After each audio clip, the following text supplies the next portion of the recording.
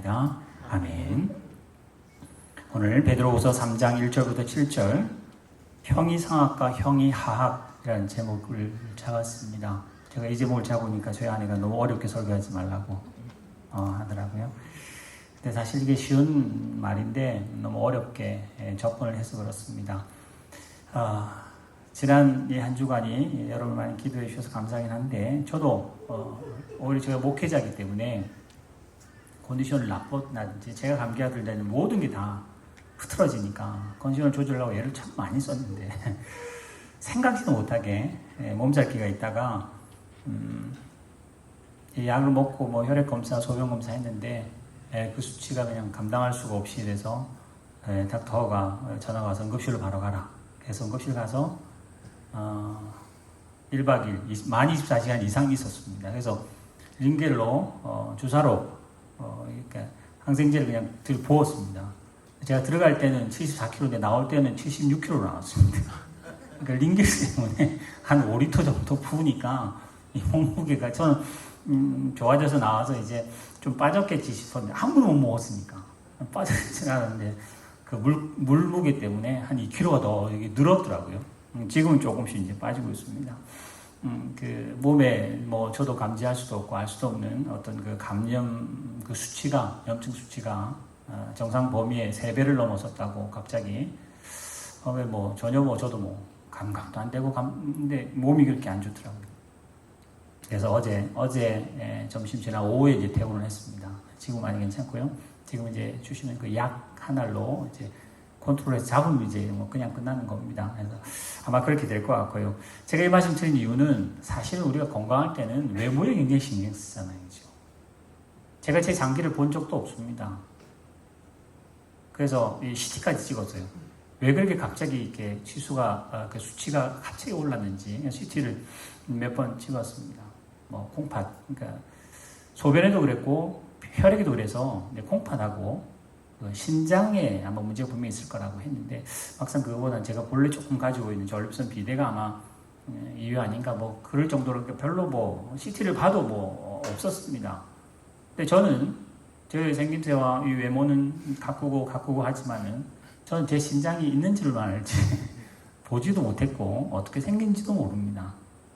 막상 우리의 몸처럼 건강할 때는 외모로만 살아갑니다. 그게 전부일 것 같아요.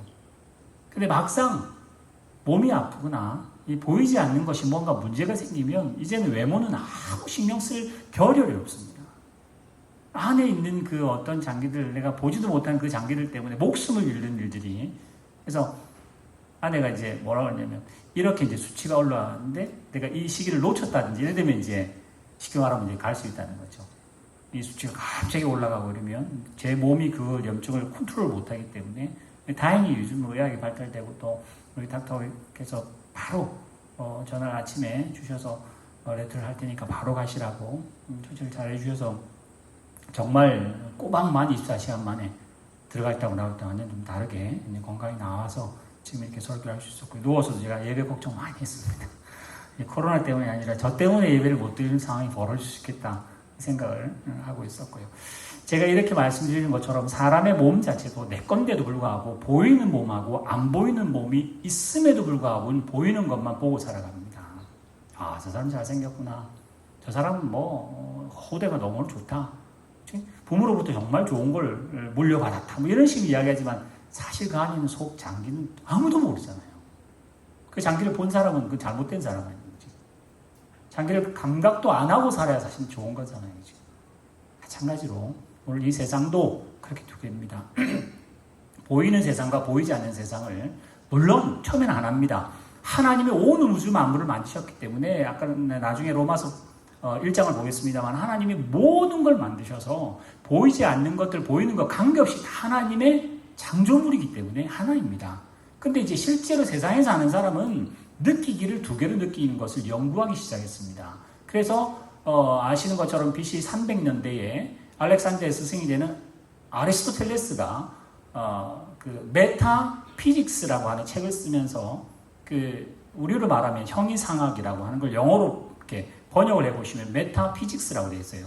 그러니까 피직스를 넘어서는 이제 그 비욘드 뭐 이렇게 하는 것처럼 그 과학이라고 하는 걸 넘어서는 그 부분이 있다. 그게 이제 영적인 세계다라고 이제 책을 써서 그게 이제 형이상학의 영어가 메타피직스가 됩니다.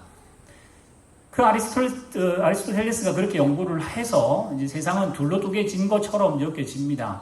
이제 한 1500년 이후에 되면서 중세를 초대교회 지나고 중세 지나면서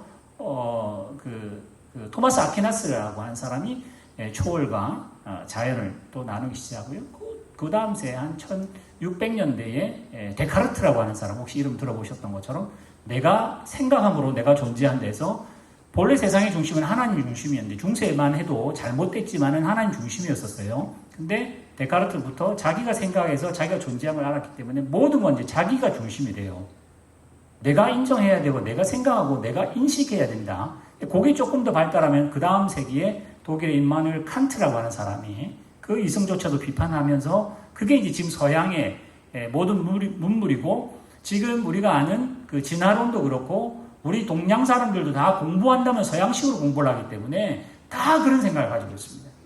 그걸 제가 몇 년 전에 사실 이걸 설교를 한번 했던 적이 있었는데 오늘 못하고 그거를 한마디로 말하면 제가 형이상학을 그림으로 한번 보여드리겠습니다. 액정이 두 군데 다 있으니까 한번 보십시오. 여기 물체가 있습니다. 형체가 있습니다. 그래서 이게 뭐 이렇게 녹음기가 된다든지 시계가 된다든지 형체가 있어요. 자, 그 형체의 형자를 그 이상에 있는 걸 연구하는 건 뭐라고 그런다? 보여주세요. 형이상학입니다. 이 이상은 이상 미만할 때 하고는 한자는 다르지만 뜻은 똑같습니다. 그러니까 형체 위에 있는 학문입니다. 사랑, 진리, 정의 이런 것들을 연구하는 학문이에요. 철학입니다.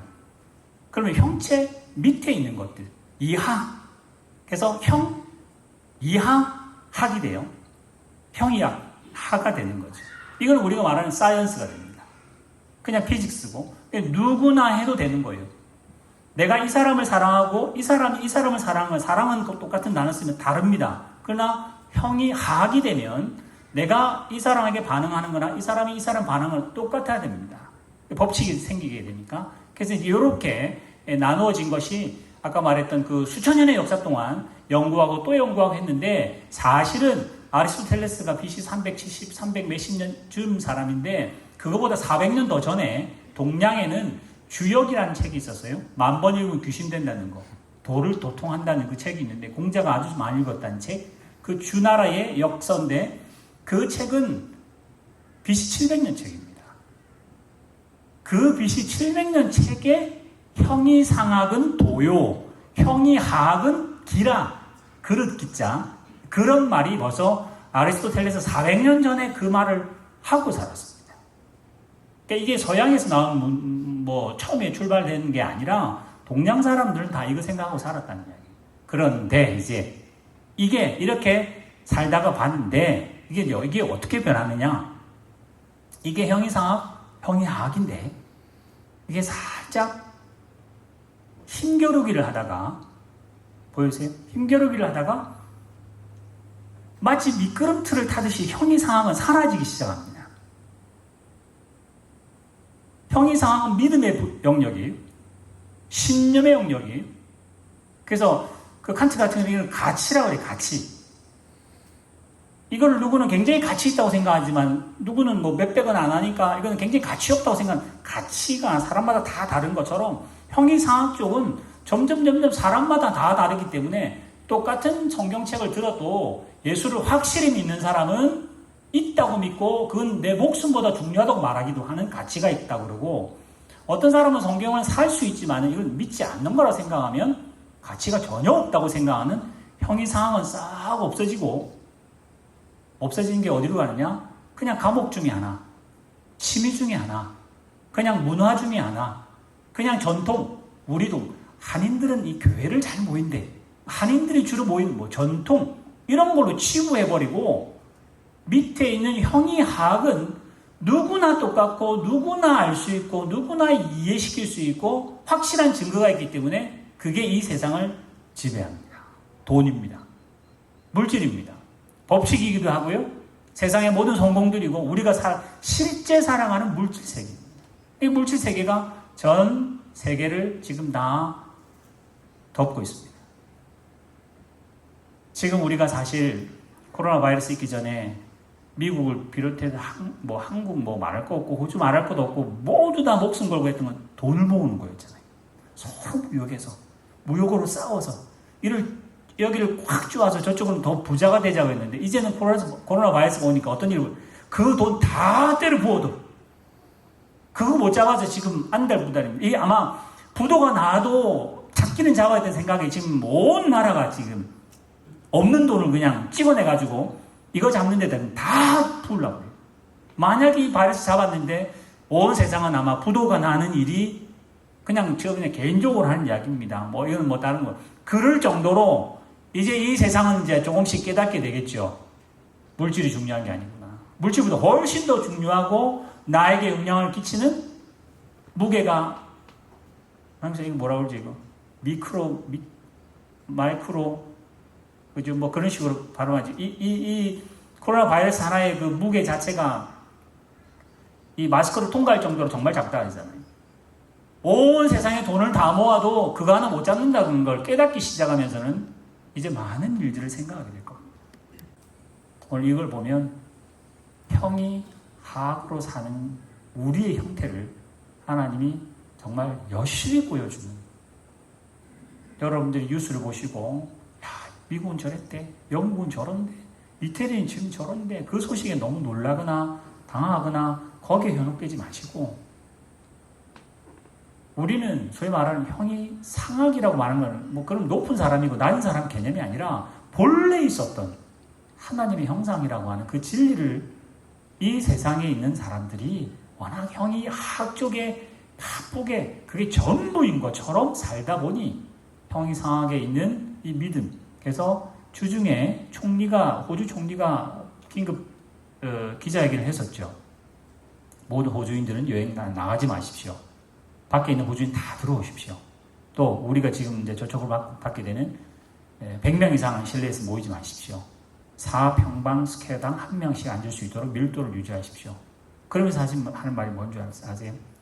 불필요한 모임은 하지 말라는데 그게 대표적으로 종교 모임입니다. 그러니까 형이 하악 세상에서는 우리가 드리는 이 예배는 불필요한 모임 중에 하나이고요. 그들이 보는 형이 하악에서 볼 때는 너무나 중요한 버스는 타고 다니세요. 그래도 중요한 쇼핑센터는 가세요. 그래도 중요한 병원은 가야죠. 그래서 지금 우리가 사는, 이건 우리를 세상에서 드러내자는 이야기가 아니라 실제로 우리가 사는 이 세상은 그런 거는 중요한 가치를 부여해서 지금도 막을 수 없는 거라 해서 손을 들고 그냥 하세요 하고, 우리가 드리는 이 예배는, 하나님께 하는 이 예배는 불필요한 일이니 될 수 있는 대로 모이지 마십시오가 되는 세상을 실제로 살아갑니다. 그걸 제가 바꾸자는 말이 아니라 세상이 이렇습니다. 그러면 이제 우리 교회는 하나님 말씀하신 것이 그대로 되는구나. 그렇게 가고 있구나. 이런 이분법으로 성이 상악과 하악을 나누어서 이때까지 해왔던 것들을 교회를 통해서 주로 뭐 했냐? 열심히 하면 잘 될 거라는 막연한 기대감이 있었잖아요. 특히 미국을 필두로 해서, 교회를 필두로 해서 열심히 하면 다 잘 될 거라고 생각했었어요. 미국도 아직 부흥기를 맞이 안 했다 할 정도로 하는 사람들이 지금도 있습니다. 앞으로 점점 좋아질 거라고, 경제는 점점 무슨 근거를 가지고 하는 건지 모르겠습니다. 그걸 교회는 그대로 받아들여서 적극적인 사고방식. 믿음이면 모두 가능하다. 믿음이면 가능해요. 죽어야 돼요. 근데 그래야 부활이 돼요. 근데 믿음이면 가능하다. 뭐든지 가능하다. 잘 벌고 잘 살고 믿음이면 믿음만이, 오직 믿음만이 형이 하악을 커버할 수 없습니다. 오늘 그래서 저는 이 본문 다시 보여주세요. 3장 1절 2절에 보시면 선지자들이 예언한 말씀, 구약이 예언해서 신약에 살았던 사람이 알아들어야 하고 신약의 사람들이 예언해서 지금 우리가 알아들어야 하는 그 말씀을 사도들이 했던 거를 기억나게 하려고 우리에게 했다. 이 본문 말고도 말세에 대한 그 예언들이 너무 많지 않나요? 그죠? 오늘 특별히 이 본문을 또 봅니다. 먼저 알 것은 말세에 지금에 이제까지 조롱하는 자들이 와서 형이상학 보여봐라는 거 아니에요. 형이상학 있으면 너 좀 보여보라고. 성경 말씀이 진리면 한번 해보라고 하며 형이학을 들이밀면 우리는 방법이 없습니다. 제 피를 뽑았잖아요. 그냥 보면 그 소변 같은 경우 3배가 넘으니까 색깔이 정말 다르긴 하더라고요. 눈으로 봐도 뭔가 있다는 생각인데 그건 사실 균을 보려면 현미경으로 봐야 되잖아요. 형이 상황을 보려면 믿음으로 보는 수밖에 없습니다. 하나님이 계신 거는 눈으로 볼 수가 없어요. 믿음으로밖에는 믿음이라는 렌즈를 밟고 말고는 볼 수가 없기 때문에 그걸 뭐라고 하냐? 하나님이 우리에게 은혜 주셨다는 이야기. 우리 나면서부터 믿음에 대해서는 소경으로 태어났기 때문에 하나님이 눈을 안 떠게 해주시면 볼 수가 없습니다. 요한복음 9장에 나오는 것처럼 나면서부터 소경된 사람에게 이 빨간색을 어떻게 설명할까요? 파란색을 어떻게 설명할까요? 설명할 수가 없습니다. 너 어떻게 하면 돼? 눈을 뜨게 하면 됩니다. 이 세상은 눈을 못 떴기 때문에 그 사람하고 싸울 수가 없습니다. 싸우면 집니다. 그게 지금 우리의 현실입니다. 믿음으로 뭔가 이기려 하지 마십시오. 그냥 믿음으로 하나님이 하게 하시는 대로 두셔야 되고요. 믿음으로 기다리시고 하나님 하심을 따라가셔야 돼요. 그래서 4절에 주님이 강림하신 날 약속이 있는데 성경에 있는데 이게 언제 되느냐 언제. 지금 몇천 년이 지났는데 지금 창조할 때부터 지금까지 뭐 바뀐 게 하나도 없지 않느냐. 그런데 5절에 뭐라고 그러죠? 일부러 잊으려고 한다는 거죠. 일부러. 근데 일부러라는 말이 좋게 말을 하면 그렇습니다. 사는 게 너무 바쁘니까 그런 거죠. 형이 상하게 너무 깊이 살다 보니 형이 상황은 생각지도 못하고 살아봤다는 거죠. 지금 돈이 너무 중요했는데 이제 건강 중요. 이 의사들이 말한 것처럼 이 독감보다 더 약한 거라고 하면도 불구하고 전 세계가 이렇게 난리 날 줄은 누가 그랬나요? 독일 총리가 그랬나요? 2차 세계대전보다 지금 더 큰 충격이 지금 당하고 있다고. 세계대전보다 더 큰 충격이라고 지금 실제 이야기할 때. 이런 조그마한 독감 같은 바이러스에 이런 충격이 있을 거라고는 누가 생각했겠습니까? 이건 좋게 말하면 너무 사는데 바빴어요. 우리가 누군지 모르고 살았어요. 그러나 오늘 성경에 일부러 그랬잖아요. 근데 하나님께서 은혜 주셔서 우리는 다행히 알게 하셔서 예배합니다. 다행히 알게 하셔서 하나님의 아까 여기 미끄러지는 것 같은 이 형이 상하게 미끄러질 때 겨우겨우 우리는 달려있는 정도에 있습니다. 감사할 뿐이죠. 6절 이로 말미암아 그때의 세상이 물이 넘침으로 멸망했다. 홍수 때 이제 하늘과 땅 이 동일한 말씀으로 불살하기 위해서 하나님이 보존해 놓은 거지. 아까 말했던 근거 없는 적극적인 사고방식 믿음으로 싸우냐면 유토피아 절대 안 옵니다. 이 세상은 망합니다. 어떻게 망할지는 모르겠습니다. 개인적으로 먼저 망할 수도 있고요. 주님이 오셔서 대종말이 올 수도 있고 모릅니다. 그러나 그 멸망은 출애굽도 열 재앙이라고 말하는데 그 열 재앙은 애굽 사람에게는 재앙이지만은 이스라엘 백성에게는 탈출의 기적과 같은 아주 기쁜 소식입니다. 종말은 우리에게는 무서운 것이 아니라 하나님께서 우리에게 준 피날레고 빵빠레가 되고 우리에게는 희망의 소식이지 이거는 절대 멸망, 두려움, 휴거 뭐 이런 거는 아닙니다. 하나님께서 심판과 멸망의 날에 보존하기 위해서 두셨다 했어요. 본문을 중간에 띄고요. 제일 마지막으로 넘어갑니다. 14절 그 뒷부분 보여주세요. 그러므로 이제 중간에 이야기를 쭉 하고요. 이제 그 중간에 보면 1년이 1000년 가고 1000년이 하루 같고 하나님께서 약속이 더디 온다고 말하지만 더딘 게 아니라 하나님이 참아서 그렇다 쭉 설명하고 난 다음에 그러므로 사랑하는 자들아 너희가 이것을 바라고 나니 주 앞에서 점도 흠도 없이 평강 가운데 있기를 힘쓰라고. 그리고 점도 없고 뭐 아무것도 잘못하지 말라 이게 아니라 힘쓰라고. 노력하라고. 또 우리 주 오래 참으심이 구원이 된 줄로 알고 그러니까 내가 잘 믿어서 구원이 아니라 하나님이 참아줘서 우리를 용서해서 구원받았고 우리가 사랑하는 형제 그 바울도 그 지혜대로 그렇게 썼고 또 모든 편지에도 이런 일에 관해서 썼던 것처럼 그 중에 알기 어려운 일들이 들어 있었는데 이 무식한 사람들이 굳세지 못한 사람들이 성경을 억지로 풀다가 신천지 같은 경우죠.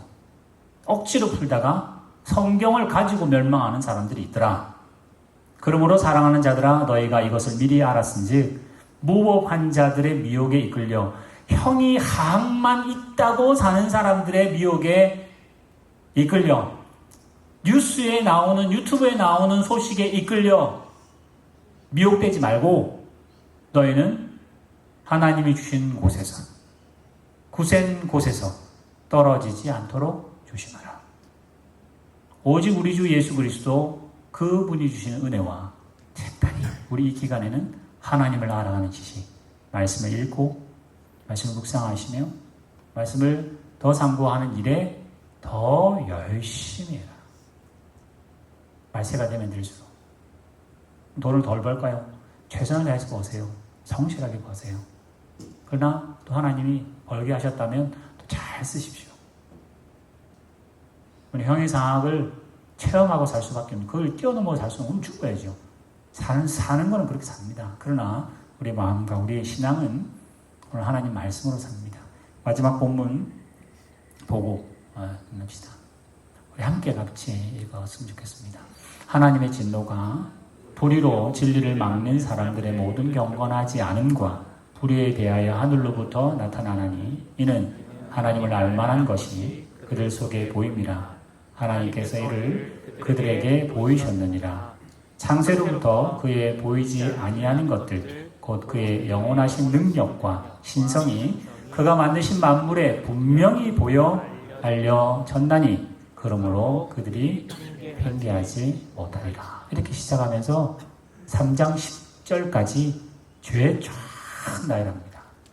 그러면서 의인은 없나니 하나도 없다고 하는 본문의 첫 출발이 하나님이 다 보여줬다 사실은. 우리가 스스로가 안 보려고 하고 형이 하악만 보려고 그게 너무 중요하니까. 돈 있으면 권세 있으니까. 신념 있으면 별로 알아주지도 않지만 믿음 붙잡는다고 예배 한 번 더 드리냐 못 드리냐 이거 가지고 그러느냐. 교회가 모여서 헌금 달라고 하는 것밖에 더 하느냐. 실제가 그렇습니다. 실제가. 세상이 그렇게 평가합니다. 지금 또 서울, 경기도 이쪽에는 예배를 아예 못하게 2주 동안 아예 하지 못하도록 권고하고 하면 이제 조치에 안 맞게 하면 행정 조치를 하겠다. 그러다 혹시 병 나오면 모든 치료비 내는 건 다 교회에다가 하겠다 해서 엄포를 지금 놓는 중입니다. 그걸 공격하거나 우리하고 대항 이런 차원이 아니라 이거는 아예 지금 제가 오늘 설명하는 거는 아예 차원 자체가 제가 다른 이야기를 하고 싶습니다. 세상이 이렇습니다. 말세를 살아가는 우리들이 이제 이 기간이 얼마만큼 더 갈지는 모르겠습니다만 하여튼 이 코로나로 전 세계 공포에 떨고 있을 때 여러분들은 하나님 말씀이 이렇게 되어가고 있다는 것을 확실히 또 하나님이 눈뜨게 해주셨으니까 아시고 하나님 믿게 하셨으니까 믿어지는 이 마음을 여러분이 하시는 거 아니잖아요. 하나님이 하시게 하시는 일들을 깨닫고 위해서 기도하셔야죠. 세상의 빛과 소금을 우리가 뭘 바꾼다고 생각하지 마시고 맡은 일로 열심히 기도하시고 가정들 잘 간수하시고 또 주어진 직장, 학업 충성하시길 바라고 이 시기에 특별히 하나님께서 믿음과 말씀으로 우리 화성교회 모든 성도들뿐만 아니라 오늘 또 특별히 우리 교회 학교를 다 폐쇄를 했기 때문에 지금 제가 대략 보면 한 3분의 1은 지금 못 참석하는 우리 아이들까지 포함시키면 한 3분의 2는 아예 지금 집에 계시고 지금 나머지만 지금 오여 예배하는 경우가 됐는데 어쨌든 영상을 보시는 우리 모든 성도들조차도 함께 하나님의 말씀 또 아까 제일 마지막 절에 나왔던 것처럼 우리 예수 그리스도의 은혜와 하나님을 알아가는 지식에 열심히 자라가는 시기가 될 수 있도록 그래서 이 코로나 바이러스를 지나고 나면 하나님의 은혜가 조금 더 자라시고 또 이걸 지나고 나면 하나님을 아는 지식이 또 더 자르셔서 정말 하나님 앞에 더 은혜와 또 이렇게 영광을 돌려드리는 우리 교회 되기를 주님의 이름으로 축원합니다. 기도하겠습니다. 하나님 오늘 이 세상을 이 말씀과 이 현실로 풀어봅니다. 참 말씀은 너무 멀리 느껴지지만 이 현실은 너무나 피부로 와닿습니다.